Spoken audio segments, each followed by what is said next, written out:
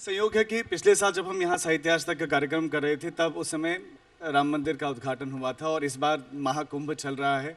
50 करोड़ से ज़्यादा श्रद्धालु डुबकी लगा चुके हैं, जिसमें नवयुवक नई पीढ़ी सबसे ज़्यादा है। उस पर आप क्या कहना चाहेंगी, क्या दर्शाता है? कि मेरा देश बदल रहा है। मुझे खुशी है कि हम भक्ति की ओर बढ़ रहे हैं। मुझे खुशी है कि राम मंदिर को लेकर, महाकुंभ को लेकर जो उत्साह आज युवाओं में है, वो कहीं ना कहीं दर्शा रहा है कि धीरे धीरे लोग अध्यात्म की ओर, भक्ति की ओर एक खुले मानसिकता के साथ बढ़ रहे हैं। तो मुझे खुशी है इस बात की। और जो आयोजन, जो सारी चीज़ें वहाँ पर आप देख रहे हैं, आप उससे संतुष्ट हैं? क्या आप गई? हाँ जी, मैं तो शुरुआत में ही जाकर आ गई थी। मैं 14 तारीख को गई थी, हमने अमृत स्नान किया था।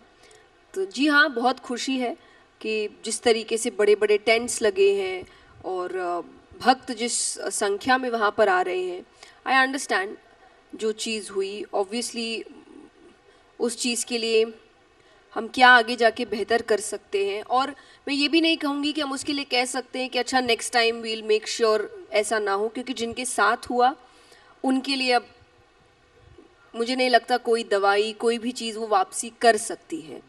तो वहाँ आप यही कह सकते हैं कि हम सभी उस चीज़ में साथ में उनके हैं, हम माफ़ी मांगते हैं उस चीज़ के लिए, और हम शायद उस दर्द को कभी ठीक नहीं कर सकते।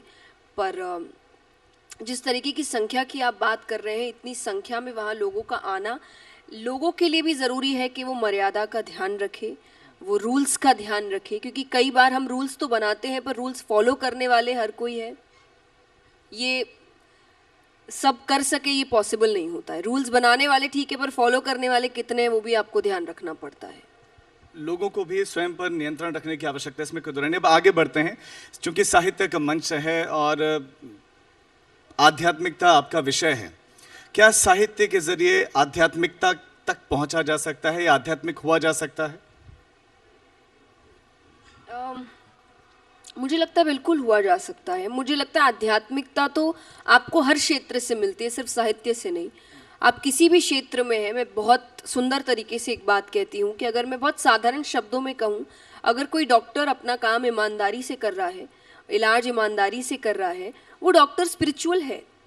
अगर कोई टीचर अपना काम ईमानदारी से कर रहे हैं, एक हायर लेवल ऑफ अवेयरनेस रख के बच्चों को पढ़ा रहे हैं, ये सोच कर के आगे आने वाली पीढ़ी है ये नज़र में रख रहे हैं, वो टीचर स्पिरिचुअल है।